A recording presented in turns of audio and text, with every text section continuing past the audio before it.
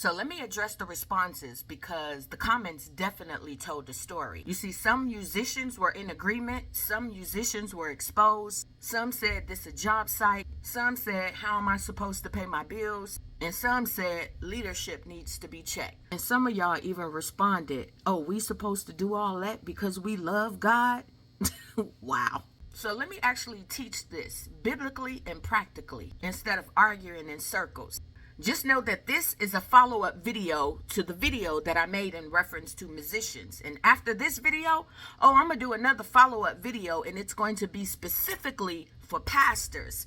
And another video that's going to be specifically for musicians. That way, everybody know where they're supposed to stand. So let's just start with scripture. Let's talk about what the word of God says in reference to hire. You know that scripture where it talks about the laborer is worthy of hire. 1 Timothy chapter 5 verse 17 through 18. It says, the elders who direct the affairs of the church well are worthy of double honor, especially those whose work is preaching and teaching.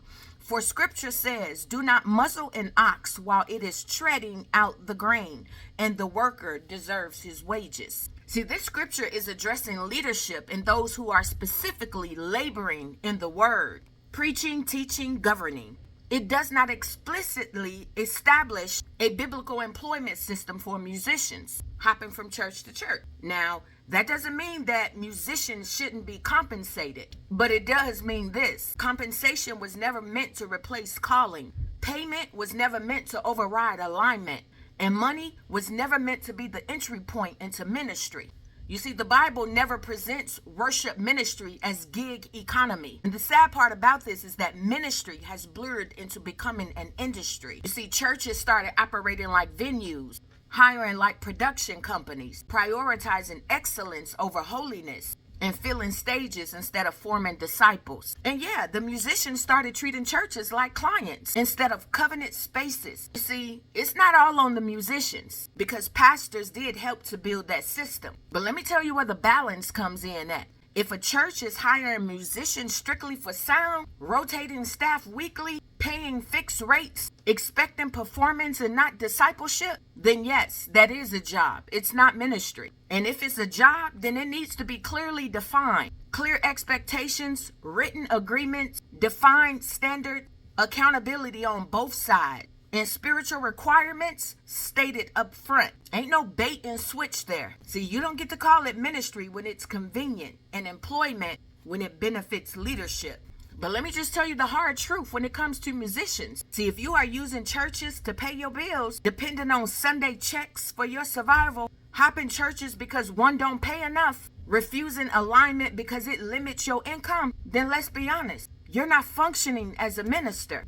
And ain't no shame in that, but just call it what it is. See, what becomes dangerous is when mammon becomes your driving force, when money dictates your obedience, and survival replaces submission. See, that's not ministry, that's pressure. And pressure always leads to compromise. And so we ain't about to spiritualize this. You see, many musicians hop churches because there is no covering. There is no development. There is no stability. There is no clear structure. And there is no financial clarity. So they chase the next open door. But instability is not going to be solved by movement. It's solved by foundation. And God never orchestrated the church to be function like a freelance marketplace. See, here are the changes that need to be made on both sides, starting with the pastor. Stop exploiting gifts while avoiding responsibilities. Stop using its ministry to excuse poor treatment. Establish clear standards for worship roles. Decide if it's going to be ministry or employment. And require spiritual alignment either way. Why?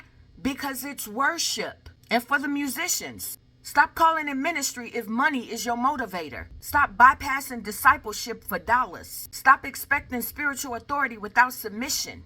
And decide whether if you are planted or just passing through. See, that needs to be the standard moving forward. It needs to be clear agreements, clear spiritual expectations, clear leadership responsibility, clear financial boundaries, clear understanding of roles. So you can be compensated and consecrated. You can be skilled and submitted. And you can work and worship. But you cannot build God's house while treating it like a side hustle. See, the real issue is not musicians wanting to pay their bills. You see, the issue is when the church becomes the bill-paying strategy instead of the place of calling. And the issue ain't pastors compensating musicians. The issue is when money replaces mentorship and alignment. See, if we don't clarify this, we'll keep having noise and no glory. This not an attack. It's a course of correction. And I'm going to make this last point, whether if y'all want to hear it or not.